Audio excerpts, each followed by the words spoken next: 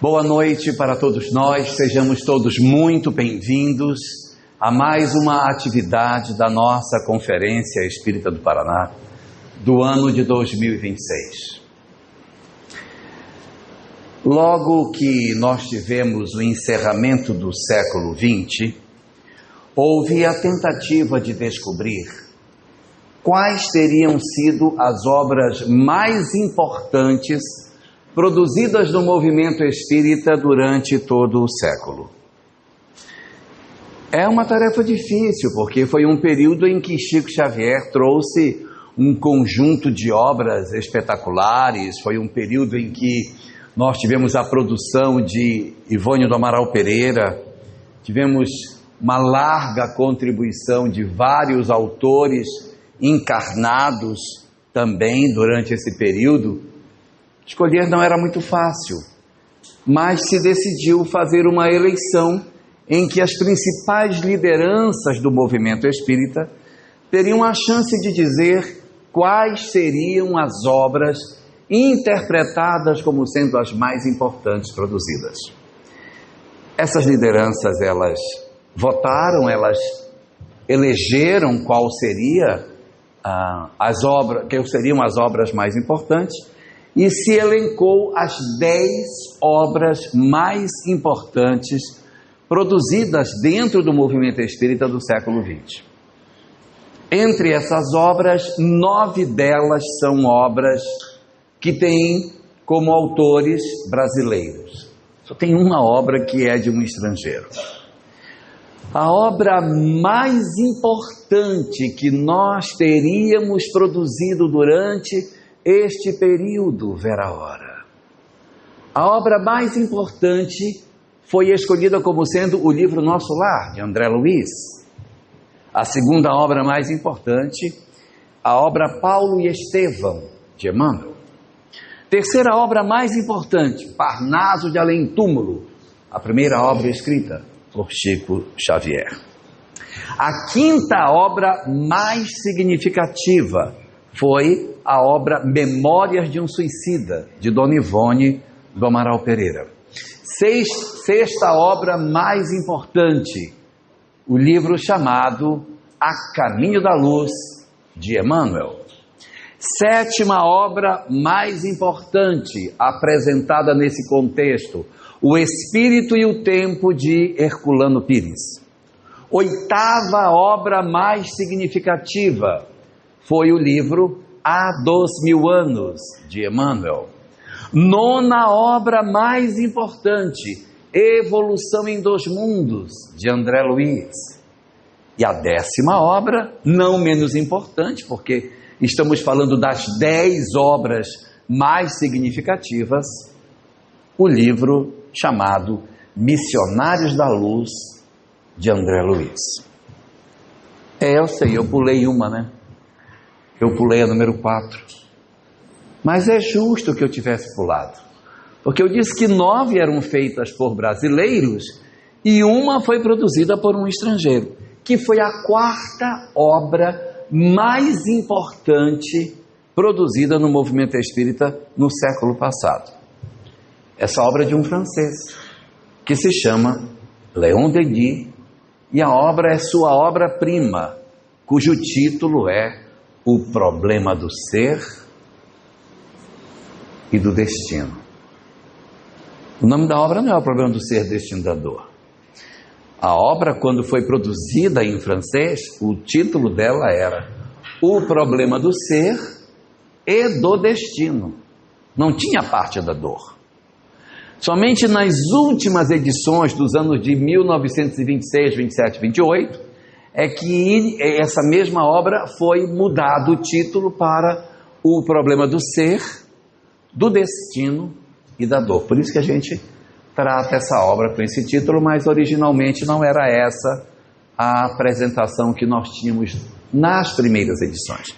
É uma obra de 1908, e esta obra pega exatamente o início do século XX, tendo a possibilidade de nos oferecer coisas muito interessantes. E nesse sentido, quando nós observamos esta obra, e nós vemos que A primeira parte da obra se chama O Problema do Ser, que a segunda parte da obra se chama O Problema do Destino. É lógico que a terceira parte da obra se chama O Problema, mas não é. A primeira parte é o problema do ser, a segunda é o problema do destino, e a terceira parte são as potências da alma. Não tem nada a ver com dor. A dor já é uma outra história completamente diferente, que não está diretamente tratada na obra como se poderia imaginar. E por que motivo que esse livro de Leon Denis é tido como tão importante? Por que ele tem toda essa reverência do movimento espírita como sendo a quarta obra mais importante do século XX? É porque é uma obra onde Leon Denis faz uma construção extremamente interessante do conhecimento da mensagem espírita, usando as habilidades que ele tem para a apresentação de conteúdos. Leon Denis tem uma maneira de escrever de uma forma muito poética. Ele é muito habilidoso com as palavras. É até chamado de o poeta do espiritismo, dada a beleza das frases com que ele compõe. Então, pelo lado estético, a obra é realmente muito bonita do ponto de vista da escrita. Mas o que ela tem de mais singular são as suas capacidades, não especificamente daquilo que a gente poderia dizer da estética da obra, mas é o conteúdo que ela traz, a essência do conteúdo que esta obra apresenta para nós. Porque Leon Denis vai escrever esse texto em um contexto histórico muito diferente daquele que Allan Kardec escreveu. Porque Kardec, quando escreveu o seu texto, ele escreve ali no século XIX, na década de 60. A última obra, 1868, publicada em 6 de janeiro. Então, se ela foi publicada em 6 de janeiro, ela foi escrita em 67. Ela não foi escrita em 68, porque em 68 foi que ela veio a lume. Então, é um momento histórico, praticamente 50 anos diferentes depois que Leon Denis vai escrever. Então, ele tem uma possibilidade de olhar para o passado e enxergar uma sociedade que Kardec não teve a oportunidade de ver. Porque quando Kardec constrói o pensamento, que nós encontramos inclusive na Revista Espírita, quando nós observamos as construções que o codificador apresenta, como por exemplo, na Revista Espírita de dezembro de 1863, quando ele fala sobre o avanço do Espiritismo e as expectativas que ele tinha com relação à divulgação do Espiritismo, o crescimento da mensagem, o surgimento de uma nova ordem no planeta a partir do conhecimento que o Espiritismo traria, Kardec escreve nesse texto que, nas expectativas que ele faz, ele acredita que até o final do século XX, eu estou falando século XX, eu não estou falando século XXI. Kardec diz nesse texto que até o final do século XX, a transição planetária certamente já estaria conclusa. Não aconteceu, né? A gente ainda está se batendo aqui no século XXI, já passou o primeiro quarto do século XXI e a gente ainda não conseguiu resolver esse problema. Mas Kardec tinha uma expectativa que era essa.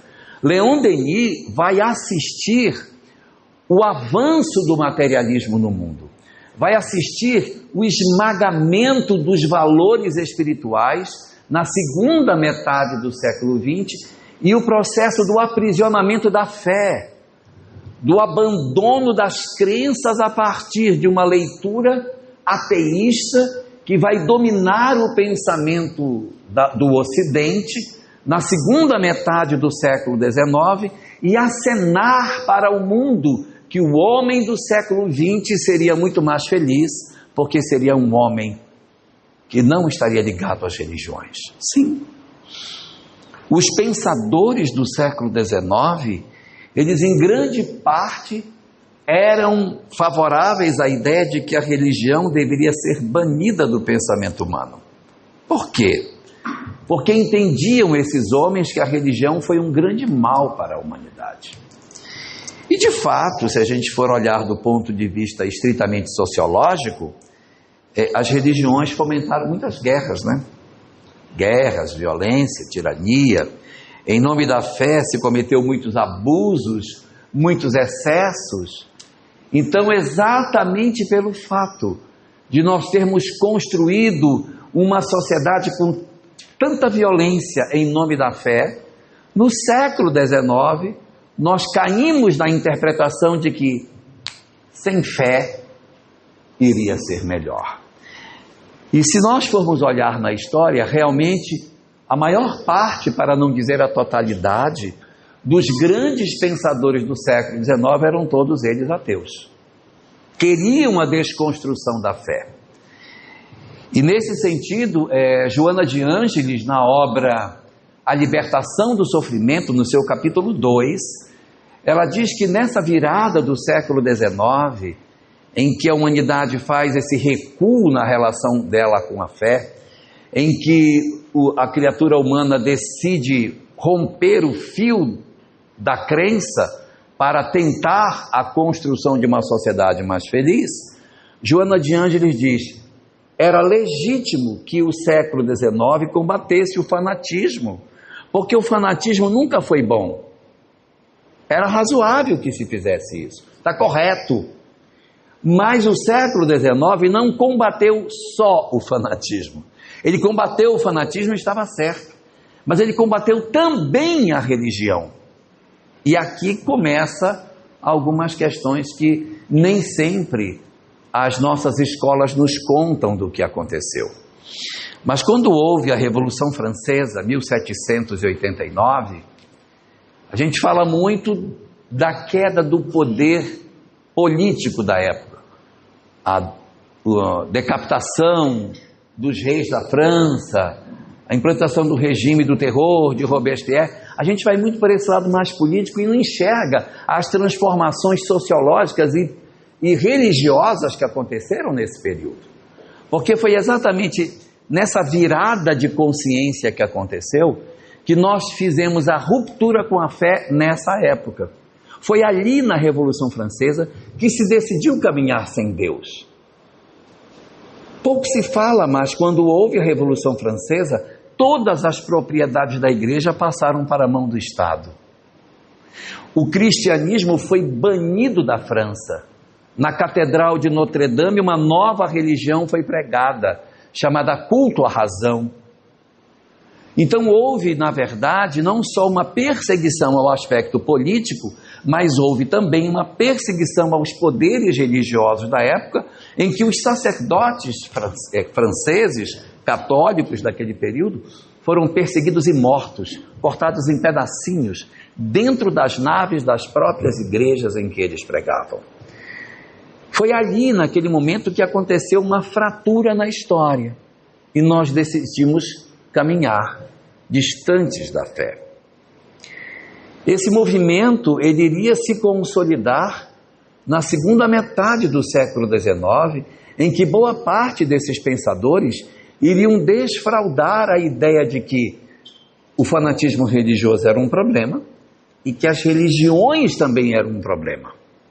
Só que, a bem da verdade, perseguir as religiões é ruim, mas não é péssimo. É ruim.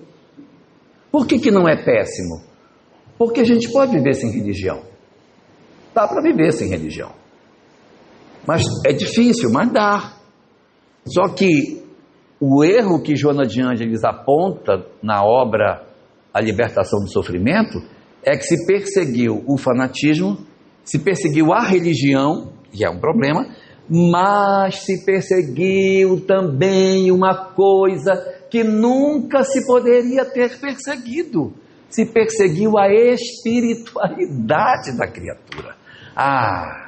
Sem fanatismo é melhor de viver. Sem religião dá para viver, mas sem espiritualidade, gente, não dá não, ó. Não dá não.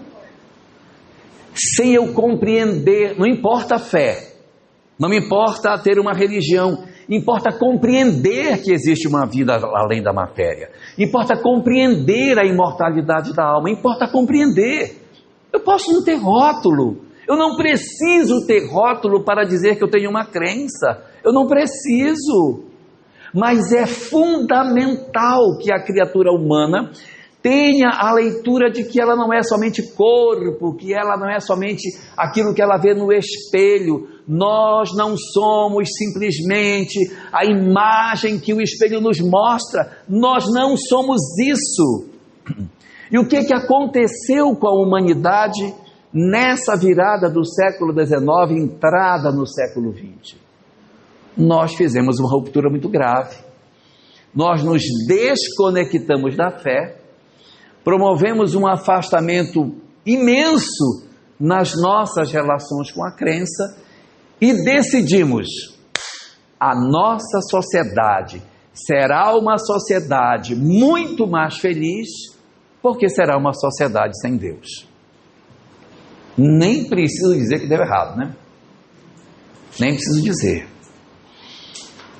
A nossa humanidade hoje vive um processo de sofrimento absurdo, uma quantidade de dores que nós nunca tivemos, uma imensidão de situações de sofrimento que as gerações anteriores não enfrentaram. Exatamente pelo quê? Pela ruptura que nós fizemos com o fio da fé. E é nesse sentido que a obra de Leon Denis vem fazer esta costura dessas relações que foram perdidas na medida em que a descrença passou a habitar a nossa sociedade.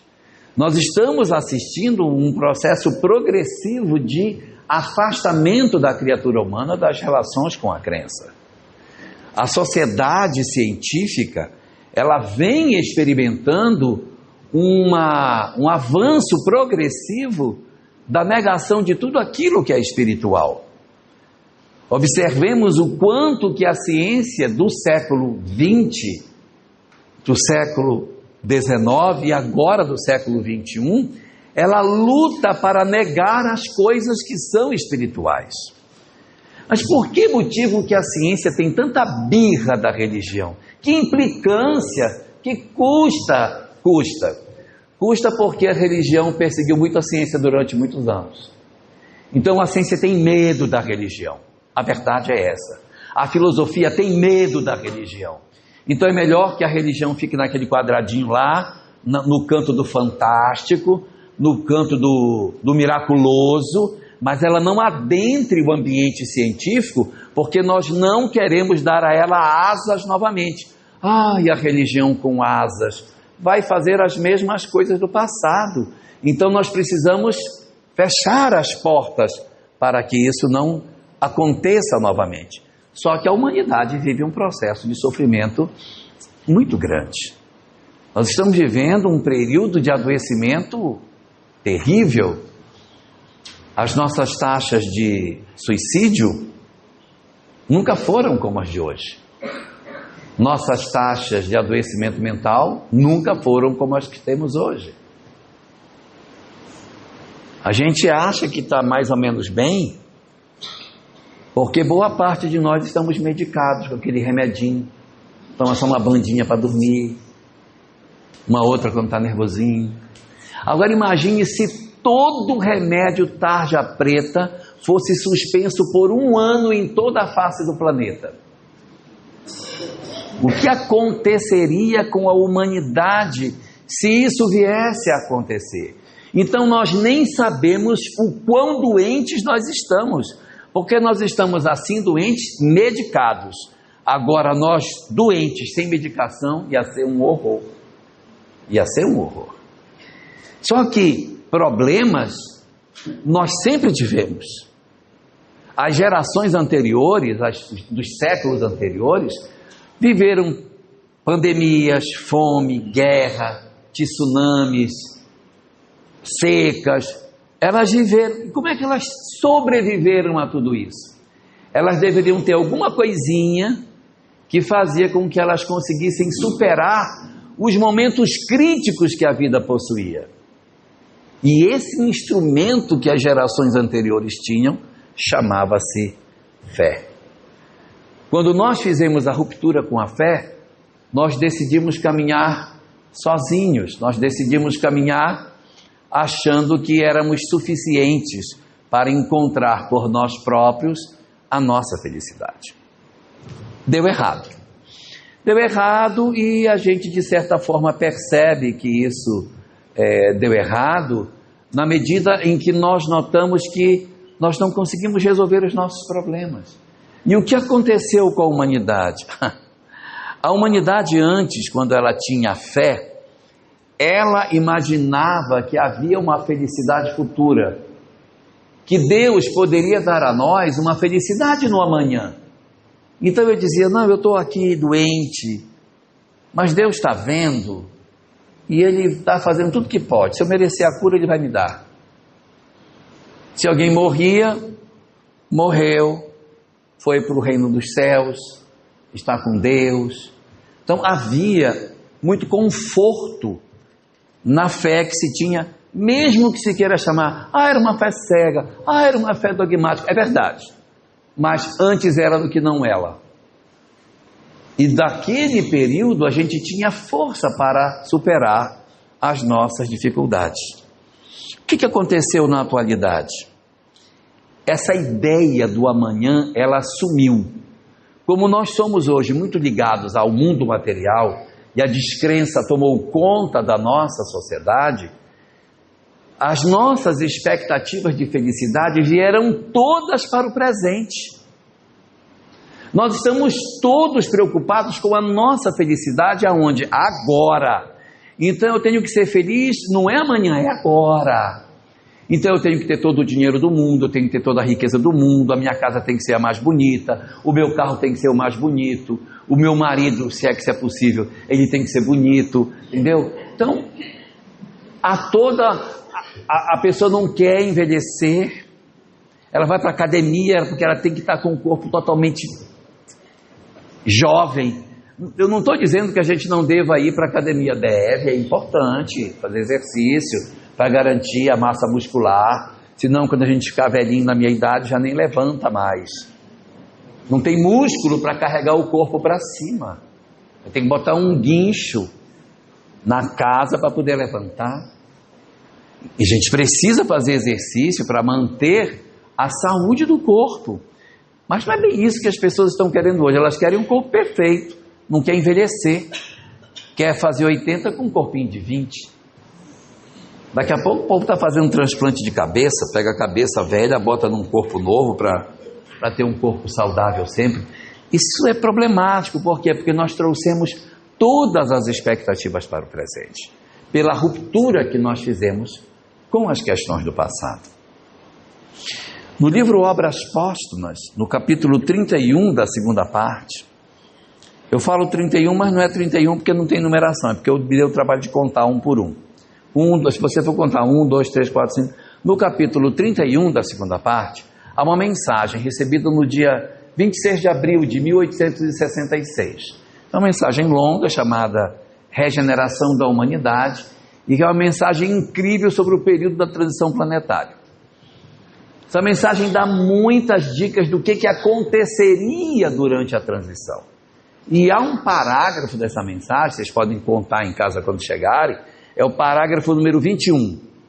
No parágrafo 21 dessa mensagem, tem um trecho que diz o seguinte, que quando chegar a transição, 4 fenômenos irão acontecer na nossa sociedade. Fenômeno número 1, o adoecimento mental alcançará níveis nunca antes vistos. Já está acontecendo? Já. 2, o suicídio crescerá de maneira vertiginosa. Está? Está. 3, as próprias crianças se suicidariam. Já está? Infelizmente já está. E o quarto, muitos, antes mesmo de encontrarem a morte, já não serão contados entre o número dos vivos. Muitos, antes mesmo de encontrarem a morte, não estarão contados entre o número dos vivos. O que é isso? O que é uma pessoa que ainda não encontrou a morte, mas não pode ser contada no número dos vivos? Isso é uma pergunta. Quem são esses? Será Walking Dead? Será os zumbis? Os aposentados?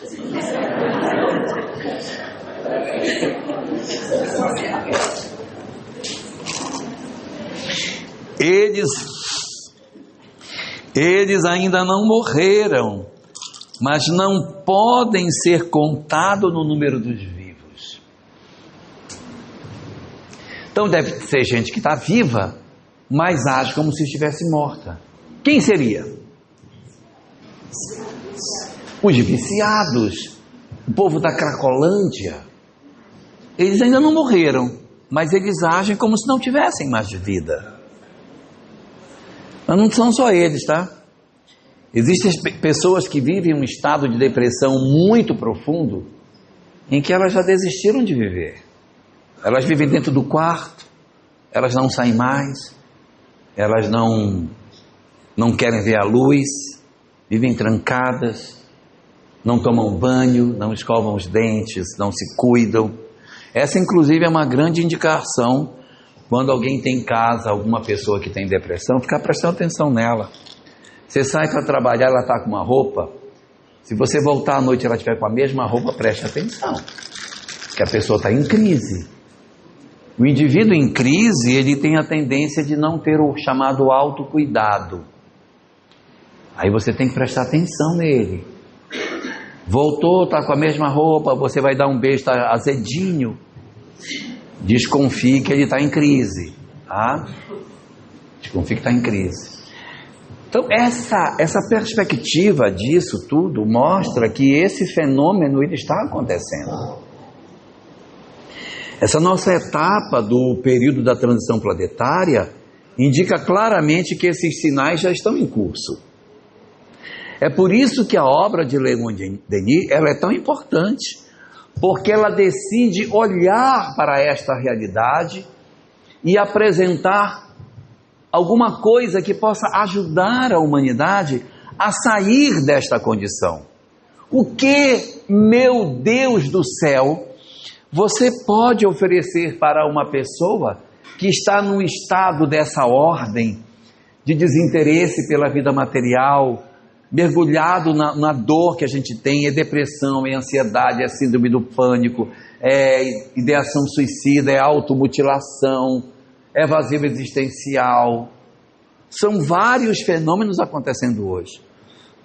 O que eu posso oferecer para essa pessoa? Para que eu consiga ajudar com que ela se retire desta condição que ela está. Nós tivemos um personagem na história, no ambiente religioso, que foi muito importante. Nós temos pouco contato com ele porque ele era do Oriente. O nome dele é Siddhartha Gautama, o Buda. Viveu 600 anos antes do nascimento de Jesus. E o Buda, ele passa 8 anos meditando num bosque para analisar o sofrimento, entender as causas do sofrimento e como libertar a criatura humana da dor. Depois de 8 anos meditando, o Buda sai da floresta, porque teria alcançado a iluminação, reúne um grupo pequeno de discípulos e faz o seu primeiro discurso. É o discurso do Parque dos Cervos, ou primeira roda do Dharma. É a primeira vez que o Buda vai falar das suas conclusões. E aí ele apresenta uma síntese maravilhosa daquilo que seria a base de tudo que ele iria apresentar ao longo de sua existência. E nesse primeiro discurso, primeiro giro da roda do Dharma, ele apresenta as nobres verdades que ele descobriu. E entre as nobres verdades que ele descobre, ele descobriu uma coisa que eu acho particularmente incrível. Ele descobriu que todo tipo de sofrimento da criatura humana decorre de uma única causa. Se alguém perguntasse para mim qual é a causa do sofrimento humano, eu diria, meu amigo, são mais de 100. É a inveja, a raiva, o ciúme, o ódio, é a vaidade. Eu não parava de falar coisa, eu ia ter tanta coisa para dizer, mas eu não fiquei 8 anos no deserto, na floresta, meditando que nem o Buda. O Buda ficou 8 anos pensando e quando saiu disse, só tem uma causa de todo o sofrimento humano. E eu acho isso espetacular, porque ele diz que tem uma única coisa que é a razão que promove todo o sofrimento da criatura humana. Qual seria, né? É bom saber, né? Eu também acho bom saber. O Buda diz que a razão única de todas as dores da humanidade estão centradas numa única causa, e esta causa é o desconhecimento das leis espirituais. Segundo o Buda, é impossível alcançar a iluminação se eu não entender o que eu sou. Eu preciso saber o que eu sou. Se eu não souber o que eu sou, não há possibilidade de eu me libertar. Nossa humanidade descrente de hoje acha que nós somos apenas corpo. Nossa humanidade acha que nós somos apenas matéria, que essa conversa que as religiões trazem é tudo balela, é tudo mentira, tudo ilusão. Então a nossa sociedade materialista, ela nos arrasta numa conceituação de que você tem que ter toda a riqueza material, todas as coisas materiais, porque é aí que está a felicidade. O que é felicidade? Felicidade é o gozo das coisas materiais. É essa a leitura que nós encontramos na nossa sociedade. E o Buda dizia, não, é nada disso aí não. Felicidade você alcança quando você tem conhecimento espiritual. Então nós precisamos do conhecimento, segundo o Buda, precisamos do conhecimento espiritual para que nós consigamos alcançar a nossa felicidade. Estou confundindo vocês com o que eu estou falando? É claro que eu digo? Claro? Está claro? Está claro? Mais ou menos. Hã? A felicidade não é desse mundo. É verdade. Por isso que nós encontramos na obra de Allan Kardec uma questão que mexe bastante nesse assunto. É a questão 614 de O Livro dos Espíritos. A primeira das questões que abre a terceira parte de O Livro dos Espíritos. É a questão que inaugura as discussões do comportamento humano com base nos conhecimentos espirituais. Pergunta Allan Kardec, o que é a lei moral? A lei moral é a lei de Deus. E seguem os Espíritos. É a única verdadeira para a felicidade do homem. Se ela é a única verdadeira para a felicidade do homem, significa o quê? Significa que ela é a única verdadeira para a felicidade do homem. Não tem outra. Não tem outra. Nós queremos encontrar felicidade em outros caminhos. Não existe. O único caminho que conduz o homem à felicidade, o único caminho é a lei de Deus. Fora da lei de Deus eu posso encontrar alegria, satisfação, prazer. Posso encontrar, mas felicidade não tem. Felicidade, o único caminho para a felicidade é a lei de Deus. Não há outra alternativa para que se consiga isso. Então, esta questão de O Livro dos Espíritos, na sua resposta, traz um trecho muito bom. Finalzinho dela diz assim: e o homem só é infeliz quando dela se afasta. O que mostra para nós que se nós caminharmos na lei de Deus, nós não seremos infelizes. A felicidade, ela pode não ser deste mundo. Mas por que ela não é desse mundo? Não é porque assim, é terra, isso aqui não vai ser feliz.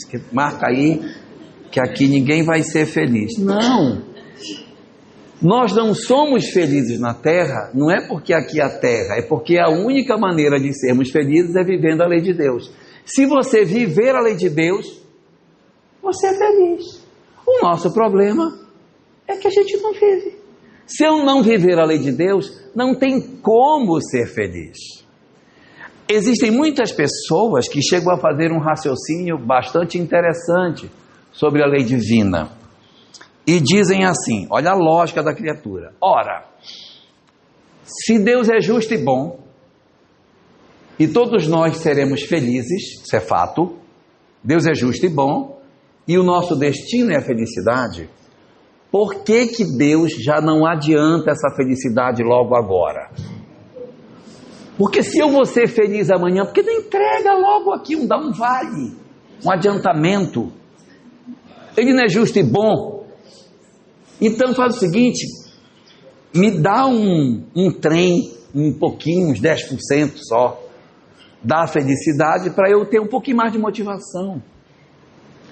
Como se isso fosse dessa forma, como se a felicidade fosse uma circunstância em que Deus olhasse as pessoas, aquele moço lá atrás de camisa cinza, de óculos, dá mais 5% de felicidade para ele lá.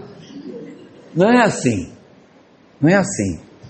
Joana de Ângeles, na obra Conflitos Existenciais, que é a obra número 13 da série psicológica, ela diz na introdução o seguinte, olha que coisa linda: a felicidade é uma conquista. Nós conquistamos a felicidade. A legitimidade da felicidade, ela vem da conquista. E como é que eu conquisto a felicidade pelo amor de Deus?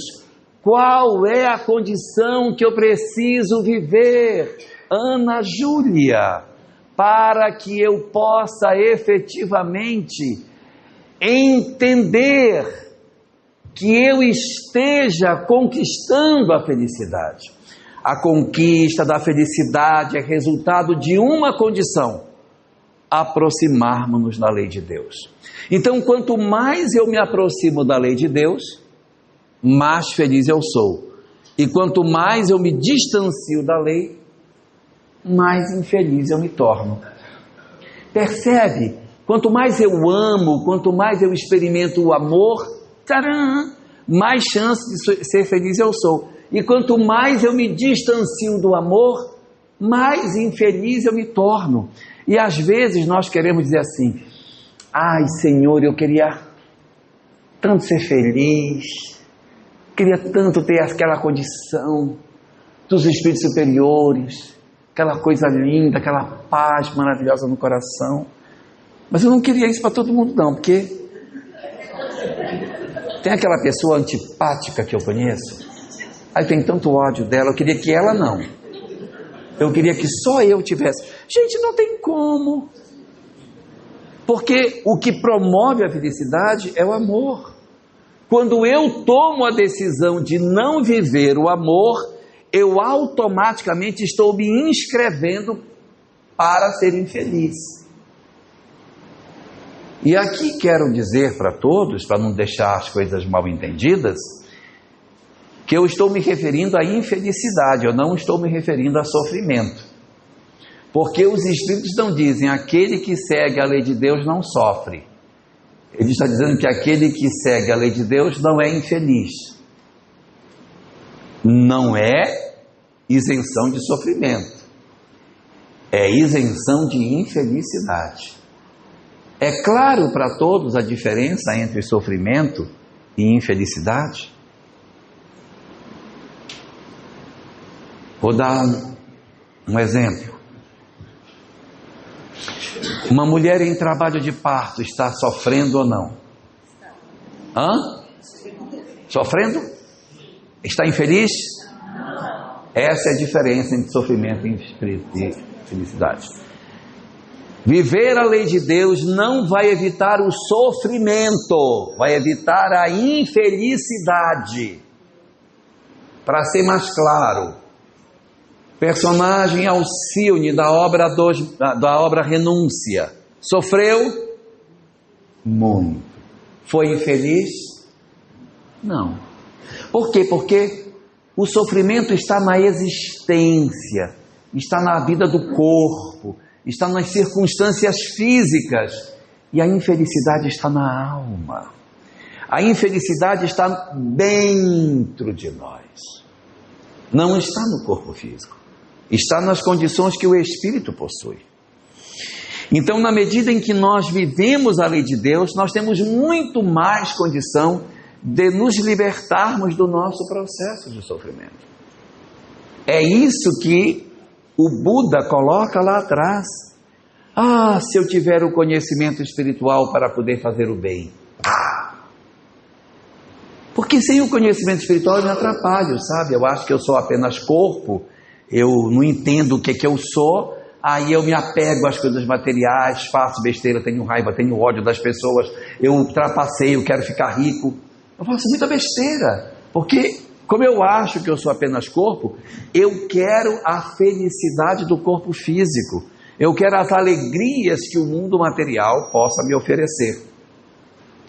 Na questão 738A do Livro dos Espíritos, que está na lei de destruição, e não tem nada a ver com o que eu estou falando, mas é uma pergunta onde Kardec está perguntando sobre os flagelos destruidores. Essa pergunta, Kardec faz sobre a questão do impacto dos flagelos sobre as pessoas fazendo vítimas. A resposta dos espíritos traz uma parte muito interessante. No meio dessa resposta, os espíritos dizem assim: os espíritos que preexistem a tudo, esses são os verdadeiros filhos de Deus e objeto de toda a sua solicitude. Então os filhos de Deus não somos nós, não são os corpos, são os espíritos. A gente fica achando, meu Deus, me ajude materialmente.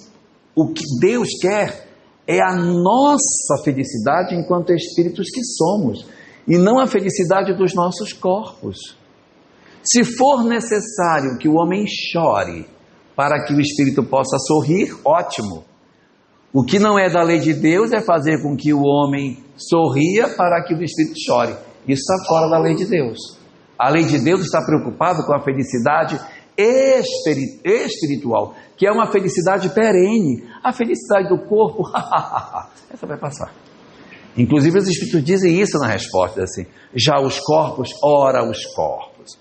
Os corpos são meros disfarces com os quais os espíritos se apresentam no mundo. Então a preocupação de Deus não é com a nossa felicidade material, mas é com a nossa felicidade espiritual, porque é essa felicidade espiritual que vai oportunizar para nós, João Edson, a condição de libertação verdadeira das nossas almas. Sem conhecimento espiritual a gente pode até querer, mas não vai. Por isso que é tão importante o conhecimento espírita, por isso que é tão importante o saber espírita, porque ele tira a venda dos nossos olhos e nos ajuda a entender a vida de fato como ela é. Então, nesse livro chamado O Problema do Ser e do Destino e da Dor, na primeira parte da obra, do que vai tratar Leon Denis? Do problema do ser. Não está dizendo que é o problema do ser, então ele vai tratar do problema do ser. E qual é o problema do ser? O problema do ser é o que somos. Do que vai falar Leon Denis nesse trecho da obra? O que nós somos em essência? Então ele vai falar que somos espíritos, que nós não somos um corpo que tem um espírito, que nós verdadeiramente somos o espírito que temporariamente habitamos um corpo. Ele vai falar da imortalidade da alma, vai falar dos experimentos que comprovam a imortalidade da alma, vai contar para nós essa coisa maravilhosa que é sabermos que somos imortais, não somente nós, mas os nossos entes queridos, os nossos amados. Ele vai nos dizer que os nossos filhos, que por algum motivo nos precederam na grande jornada de volta para o mundo espiritual, que eles vivem, que eles estão próximos de nós, que os nossos amores, os nossos entes queridos, as pessoas a quem amamos, que por algum motivo tivemos a oportunidade de assistir a partida deles para o mundo espiritual, não é o fim da nossa convivência, porque a alma sendo imortal, eu sou imortal, o outro é imortal. Então isso dá uma compreensão muito distinta. Fala da vida no amanhã, na vida do mundo espiritual, que nós teremos uma consequência no mundo espiritual daquilo que fizemos aqui, da felicidade vindoura, da necessidade de sermos bons. Então a primeira parte da obra é um cântico de louvor à imortalidade da alma, porque é o problema do ser, da criatura, o que somos, qual é a nossa essência, quais são as verdades espirituais que comandam a existência da criatura humana, qual é o sentido de estarmos aqui, de onde nós viemos, qual é a nossa origem, o que somos nós. Tudo isso é objeto de discussão da primeira parte da obra, em que de uma maneira magistral vai se colocar numa oposição ao materialismo que ele já via, porque ele enxergava o materialismo do século XIX. Então ele vem com ferramentas interessantíssimas, oferecendo para nós um conjunto de lógicas, de raciocínios e de vivências, para que a gente se fortaleça diante das convocações equivocadas do materialismo, que nos ilude, dizendo para nós que a vida é somente material. E o exército de sofredores que estão sendo arrastados de roldão, na medida em que a nossa sociedade decidiu fazer a ruptura com as relações da fé. Essa, na verdade, é a grande contribuição da obra na sua primeira parte. Mas ela tem uma segunda parte: o problema do destino. O problema do destino é para onde vamos? O nosso futuro. Qual é o futuro da criatura humana? E é aqui que um segundo princípio espírita muito importante vai ser apresentado para nós. Porque enquanto a imortalidade da alma é o ponto central da primeira parte, qual é o ponto central da segunda parte, quando fala do destino das criaturas? Reencarnação. Na segunda parte da obra, o olhar de Leon Denis se volta especificamente para as questões que dizem respeito à dinâmica do progredir do nosso destino. Aqui vai entrar a reencarnação, aqui vai entrar a compreensão das múltiplas existências corporais, da dinâmica do ir e vir que a gente possui nas nossas existências. E quando a gente fala sobre reencarnação, é muito comum as pessoas fazerem a seguinte lógica, né? Ora. Conforme a questão 85 de O Livro dos Espíritos, o mundo real e verdadeiro, pré-existente a tudo, é o mundo espiritual.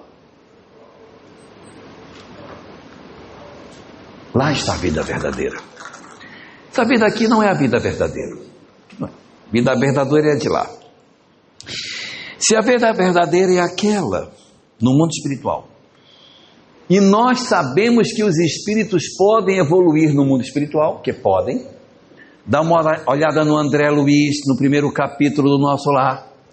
Dá uma olhada no André Luiz, no último capítulo. Dá uma olhada no Camilo Botelho, do primeiro capítulo do livro Memórias de um Suicida. E olha o Camilo Botelho, 52 anos depois, como é que ele está. Então, o espírito pode progredir no mundo espiritual. Vamos juntar as duas premissas. Ora, se o mundo real e verdadeiro é o de lá, se o espírito pode progredir lá, tem uma pergunta óbvia. Então por que vem? Por que não fica logo lá de uma vez? Por que o cara vem para cá? Não tem sentido vir. Ora, eu posso progredir lá. Eu posso progredir lá. E lá é o mundo verdadeiro. O que eu vim fazer aqui? Por que não fiquei besteira? Por que eu vim, meu Deus? Por que não fiquei lá de uma vez? Há uma razão pela qual a gente vem. A razão é saber realmente em que estágio espiritual nós estamos. Às vezes a gente teve um relacionamento com um sócio, teve uma empresa, teve um sócio, e não deu certo a sociedade, acabou que a sociedade deu errado, aconteceram coisas desagradáveis na sociedade, e a gente desencarnou até rompido. Aí chega lá no mundo espiritual, a gente reencontra o nosso antigo sócio, e se reconcilia com ele. E o mentor pergunta: que tal vocês? Já conseguiram se entender? Já resolveram? Já resolvi. Nossa. O que se passou conosco foi uma bobagem. Uma bobagem.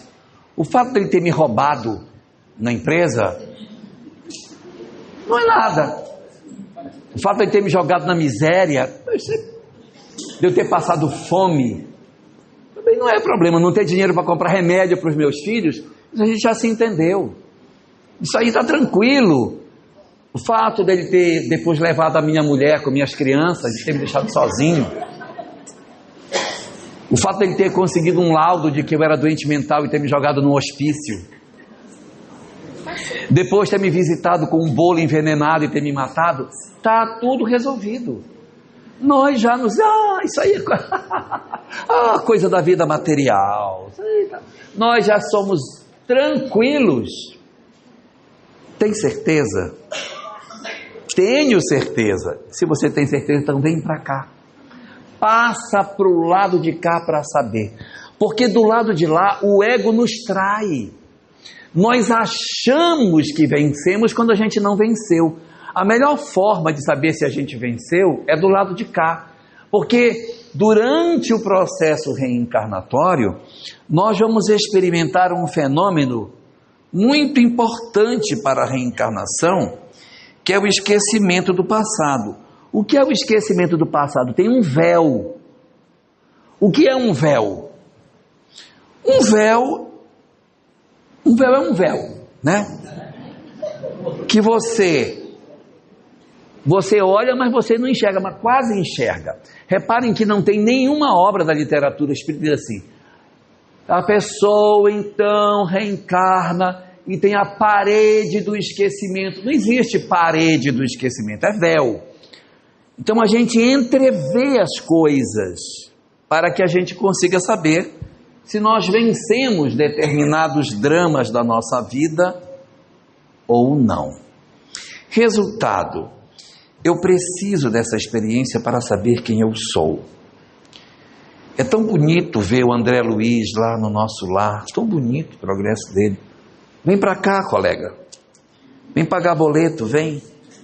Vem para cá. Bora ver. Tá bonito lá. Vem para cá para ver se tá tudo certo. Olha, Camilo Botelho, depois de 52 anos lá, ele estava com medinho de vir. Por quê? Porque do lado de lá, você acha que você entendeu. Você quer saber se você entendeu? Passa para o lado de cá. Que aí você vai descobrir o que tem dentro da alma.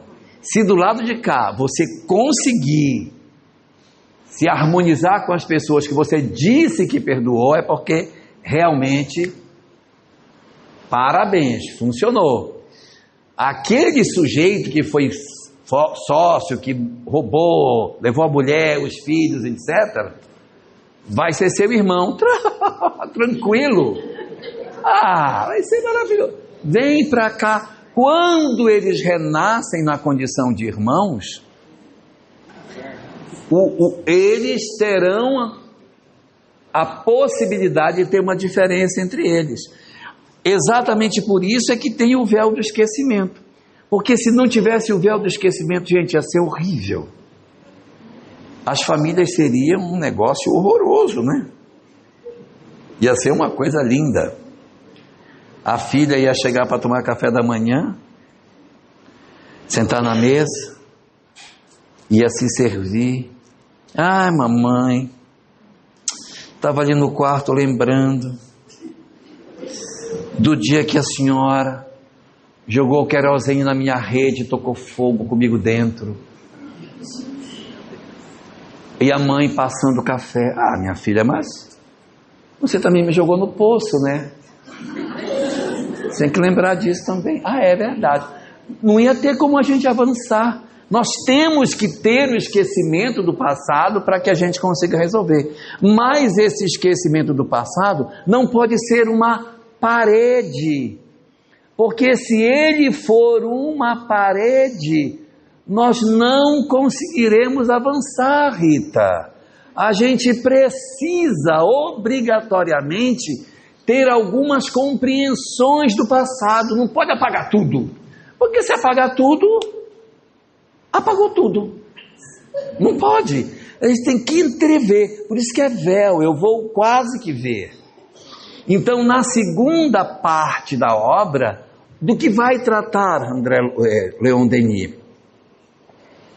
Das questões referentes à lei de causa e efeito e o grande instrumento educador das criaturas, a reencarnação, para que a gente consiga dizer, gente, agora eu entendi, agora ficou claro para mim o mecanismo das coisas, eu consegui olhar a minha família e ter um outro olhar para ela, eu consegui entender por que eu vivo determinados dramas, e assim, aproveito para dizer para vocês, olha,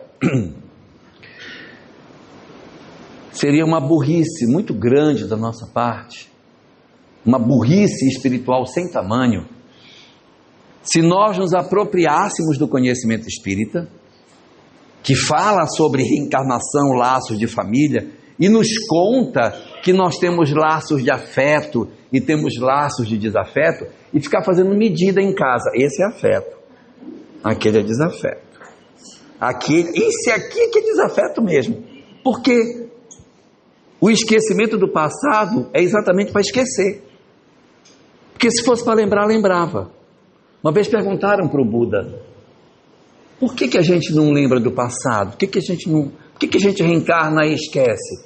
E o Buda respondeu, porque era para esquecer. O Buda tinha uma resposta muito boa. Uma vez perguntaram para ele, qual é o objetivo da vida? Ele disse, viver. Por que a gente não lembra? Porque é para esquecer. Se fosse para lembrar, lembrava. Se esqueceu, é porque é para esquecer.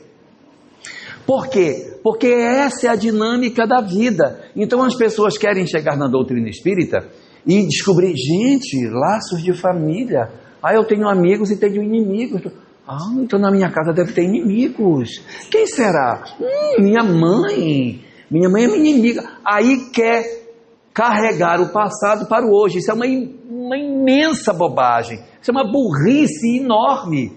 Porque qual é o objetivo do reencontro? Para que a gente se resolva. Aí eu vou dizer, você é minha inimiga do ontem, a senhora não gosta de mim. Gente, que burrice! Se o objetivo hoje é tentar resolver o trem, aí eu vou repetir no presente a mesma história do ontem. É muita burrice.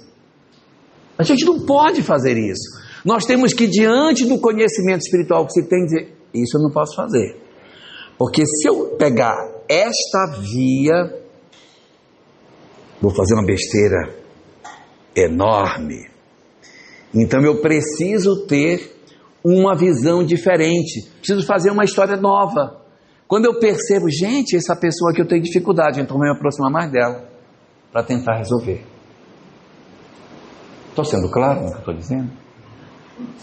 Eu vou ser mais claro no que eu estou falando. Existem 3 tipos de laço de família: laços de afeto, que é o amor do passado; laços de desafeto, que é o desafeto do passado; e tem um terceiro, que é o laço novo. Espíritos que a gente está conhecendo agora e que não faziam parte da nossa família espiritual. Então ele pode ser do hoje, mas ele pode ser do ontem. Se for do ontem, pode ser afeto ou desafeto. Se for do hoje, é indiferente. Pergunto para vocês: se existe um espírito da minha família que eu sei que é meu laço de afeto, que eu tenho afinidade, que eu tenho um grande interesse estar perto dele, que sentimento eu tenho que dar para esse espírito para que eu consiga construir com ele uma história feliz? Que sentimento tem que dar? Vou dar uma dica. Zé de Camargo dizia o sentimento. Qual é o sentimento? O amor. Muito bem. Perfeito. Se eu tenho um espírito que é o inimigo do passado, ele é o inimigo do passado, está na minha casa, eu sei que ele é meu inimigo, que tipo de sentimento eu tenho que doar a essa pessoa para construir uma história melhor com ele? Amor. E esse que é novo, que não veio do passado e que eu estou conhecendo agora, que eu tenho a possibilidade de, se eu construir com ele laço de afeto, fazer uma história feliz, mas se eu não fizer laço de afeto, eu vou construir uma história infeliz. O que é que eu tenho que dar para esse indivíduo?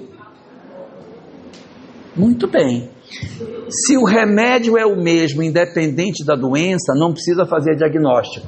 Toma o remédio. Porque tem um pessoal que diz, eu quero fazer uma regressão, eu quero saber quem é. Gente, como diz o Buda, por que não lembra? Porque era para esquecer. Então não mexe. Não mexe. A gente pode até fazer algumas incursões no passado, quando for para saber coisas nossas conosco mesmo. Por exemplo, não pego o elevador. Eu não pego o elevador, tem um problema, e aí meu trabalho, que tem que pegar o elevador, eu vou de escada, agora eu estou num trabalho que é no 20º andar, eu soube todo dia 20 andares, aí tem que fazer uma terapia para descobrir. Aí a pessoa vai, faz lá uma terapia, lá com um terapeuta qualificado, descobri que foi um processo de sepultamento, me sepultaram vivo, fui sepultado vivo, e aí o terapeuta usa lá das técnicas, eu não sou terapeuta, sou engenheiro. Aí resolveu o problema, a pessoa agora pega elevador, conseguiu entender que aquilo estava no passado. Maravilha! Show! O problema é quando a pessoa faz a seguinte pergunta para o terapeuta: quem me sepultou?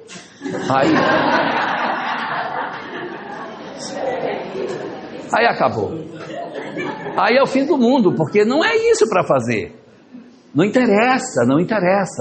Então, na segunda parte da obra, na parte 2, no problema do destino, Leon Denis vai falar sobre a lei de causa e efeito, sobre as múltiplas existências corporais, sobre o desembaraçar das nossas imperfeições, sobre o destino feliz que as criaturas possuem. Vai falar da felicidade que nos aguarda, na medida em que nós nos aproximarmos da lei de Deus. Quanto mais eu vivo a lei de Deus, tanto mais o meu coração se enche de paz e eu consequentemente sou feliz. Não é um dom gratuito, é uma conquista que a gente tem. Quanto mais eu vou perdoando, entendendo, compreendendo, me desembaraçando, vivendo a lei de Deus, eu automaticamente vou alcançando essa condição de felicidade. Então essa é a dinâmica da obra que o Leon Denis nos entrega. E na terceira parte, que é chamada As Potências da Alma, ele vai mostrar como que a gente desenvolve isso, como que esses elementos serão importantes para o nosso desenvolvimento. Ele vai falar da vontade, do livre-arbítrio, vai falar do amor, vai falar da dor, e vai mostrar como que esses instrumentos, são 10 as potências da alma, como que esses elementos são importantes na edificação da nossa história espiritual.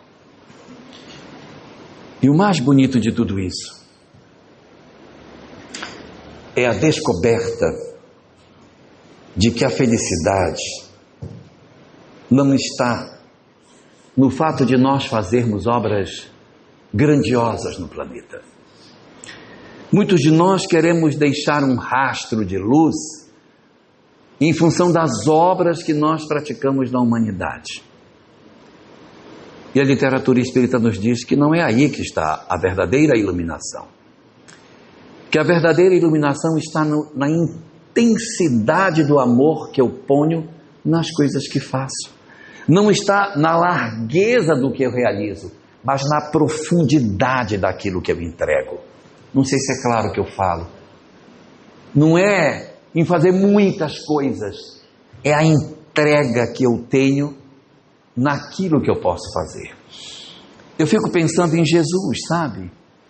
Puxa, governador planetário. Sua encarnação foi planejada durante milênios e milênios para que o governador viesse para deixar a sua mensagem. Gente, imagina as profecias, o trabalho espiritual, aquela coisa incrível do trabalho que ele teve para fazer na terra, a pregação, o lugar onde ele nasceu, os seus discípulos, aquela coisa toda. Quando chega na véspera da sua crucificação, na véspera, era a última noite que ele teria, porque na sexta-feira depois ele já estaria crucificado. Era a última janela de tempo que o governador planetário tinha para deixar a sua mensagem. Se eu fosse ele, se eu fosse ele, na véspera da crucificação, eu tinha alugado um cavalo e tinha saído correndo pelo mundo. Gente, o perdão! Perdoe! Eu ia fazer isso porque era a última oportunidade, eu já ia desencarnar. O que ele fez na véspera da sua crucificação? Ele foi jantar com os amigos. Gente, como assim? Ele sabe que no dia seguinte a tarefa dele estaria conclusa. Ele chamou os amigos e disse: vamos jantar, que é a última noite que eu vou estar com vocês.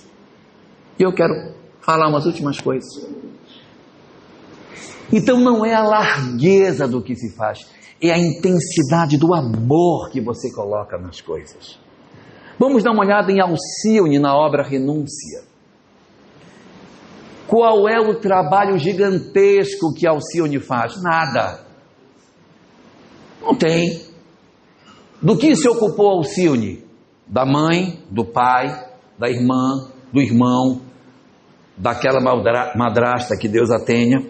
Então, do Frei Damiano. Ela se ocupou das pessoas no seu entorno. E isso deu a ela uma intensidade que às vezes a gente quer fazer muita coisa, mas ama pouco. Não é o muito que fazer, mas é a intensidade de amor que a gente põe. Faz um trabalho de sopa, brigando com todo mundo, batendo com a concha na cabeça das crianças que querem vir por uma segunda vez na fila. Já comeu? Já comeu? Então qual é o sentido? Faz o trabalho cortando a cenoura, olhando para os outros. A antipática não veio hoje, graças a Deus. Qual é o sentido disso? O sentido não está nas coisas que acontecem do lado de fora, mas nas coisas que acontecem do lado de dentro de cada um de nós. É uma ilusão acharmos que é o muito que se faz que vai nos justificar diante da lei de Deus. Mas é o muito que a gente entrega nas coisas que a gente realiza. Às vezes a gente faz um trabalho que não é tão grande, mas nós estamos justificados diante da lei porque amamos demais. Não é o amor que leva a pessoa para a felicidade? Não é o amor ou é o muito fazer? Não é o muito fazer, é o muito sentir. É o muito sentir. Então, essa é a grande dinâmica desse trabalho que Leon Denis nos entrega. E nessa reflexão que a gente pode fazer sobre a questão do sentimento e do fazer, eu queria terminar as minhas palavras hoje aqui com uma frase que não é espírita. Essa frase é da Cabala judaica. Os rabinos ensinam isso.